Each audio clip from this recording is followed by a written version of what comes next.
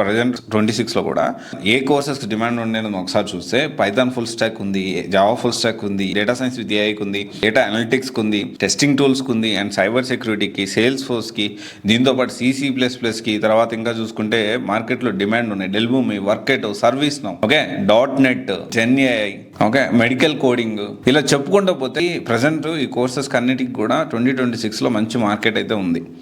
అయితే ఇక్కడ మీకు ఏ సూట్ అవుతుంది, ఏది తీసుకుంటే next 5 years down the line ఎలా ఉండబోతుంది, సో దానికి సంబంధించిన ఏ కోర్స్ మీకు సూట్ అవుతుంది అనేది మీ ఫ్రీ కెరీర్ కౌన్సిలింగ్ ద్వారా మీరు తెలుసుకోవచ్చు.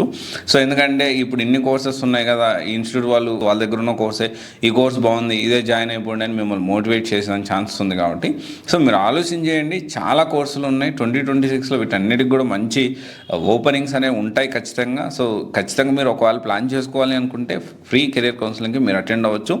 ఫ్రెషర్స్కి ఫ్రీ కెరీర్ కౌన్సిలింగ్ అనేది మనం ప్రొవైడ్ చేస్తూ ఉన్నాము. 2020 పాస్ అవుట్ నుంచి 2026 పాస్ అవుట్ వరకు కూడా కంప్లీట్లీ ఫ్రీ కెరీర్ కౌన్సిలింగ్ అనేది ప్రొవైడ్ చేస్తూ ఉన్నాము. సో దానికి సంబంధించి సో మీకు డిస్ప్లేలో ఇచ్చిన నెంబర్స్కి మీరు కాంటాక్ట్ అవ్వచ్చు.